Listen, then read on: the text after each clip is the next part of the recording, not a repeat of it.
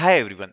So finally इतने time से जिस चीज के बारे में आप लोग बोल रहे थे ना, कॉग्निजेंट जेंसी का रिजल्ट, अब वो रिजल्ट आउट हो चुका है फाइनली। अगर आप हमारे टेलीग्राम ग्रुप पे हो तो भी आपको पता होगा, बच्चों ने भी कंफर्म कर दिया है। जिन बच्चों ने 1 दिसंबर को कम्युनिकेशन असेसमेंट दिया था, अब जाके उनको यहाँ पर इंटरव्यू मेल्स रिसीव हुए हैं। और इतने टाइम से जो आप मेल्स देख रहे थे वो CIS के ही थे, बिकॉज इसमें अगर आप देखोगे तो इन पर्सन इंटरव्यूज आपको देखने को मिलेंगे। सो डिस्कस करते हैं जरा इसके बारे में। It's Cognizant 2025 fresher hiring eligible for technical interview, ऐसे मेल्स कल रिसीव हुए हैं। आपको मैं दूसरा स्क्रीनशॉट भी दिखाता हूं। इसमें लिखा है, we are please to inform you that you have been selected for the next step in the hiring process and eligible for an in person technical interview.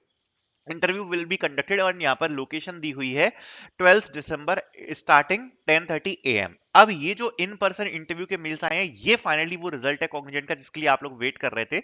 1 दिसंबर का जो कम्युनिकेशन असेसमेंट हुआ, बच्चों को एक साथ रिजल्ट्स आए हैं। And yes, this is the interview जिसके लिए मैं आपको इतने टाइम से कह रहा था कि जेंसी के रिजल्ट्स के लिए आपको वेट करना है। सबसे पहला डाउट आपके मन में आया होगा कि भैया ये कॉग्निजेंट जेंसी का रिजल्ट है, कौन सी डेट का रिजल्ट है? जब यहाँ पर ये 1 दिसंबर को कम्युनिकेशन असेसमेंट हुआ था, ये उसका रिजल्ट है। दूसरी बात, टेक्निकल इंटरव्यूज के जो फाइनली मेल आए हैं, ये इन पर्सन इंटरव्यूज आपके होने वाले हैं, और ऐसे ही होते हैं, ठीक है।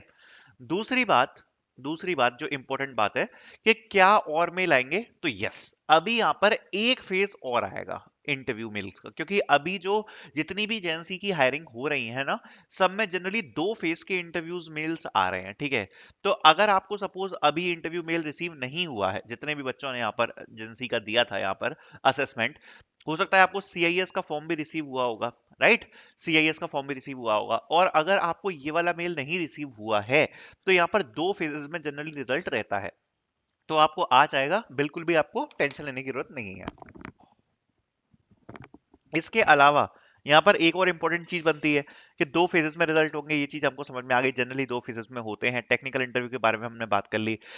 12 और 13 को यहाँ पर अभी इंटरव्यूज रिपोर्टिंग टाइमिंग के लिए मेंशन करे गए हैं, ठीक है।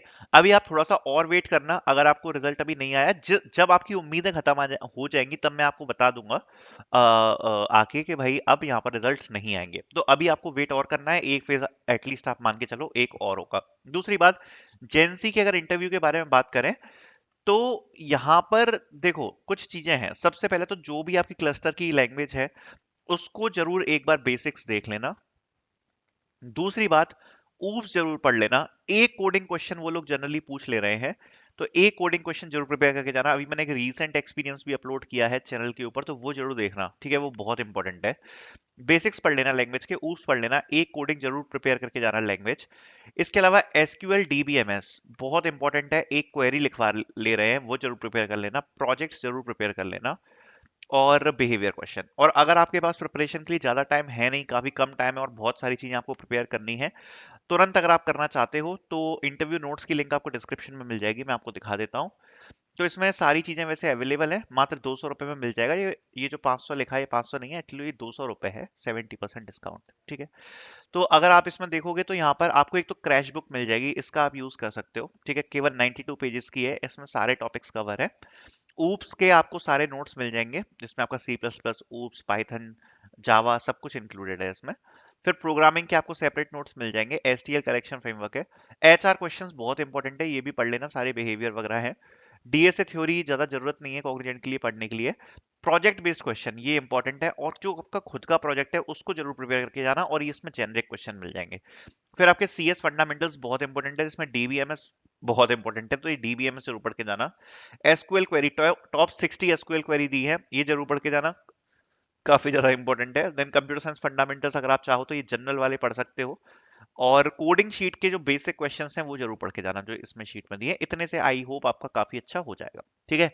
अगर आपके पास ज्यादा टाइम नहीं है, तो आप इसके ऊपर आप आ सकते हो, ठीक है। और इंटरव्यू मेल्स जैसा मैंने आपको बताया रिलीज हो चुके हैं। एंड ऑल द बेस्ट जिनको भी आए हैं, और जिनको अभी नहीं आए हैं, let's wait for some more time, ये फेजेस में होगा। Thank you so much for watching.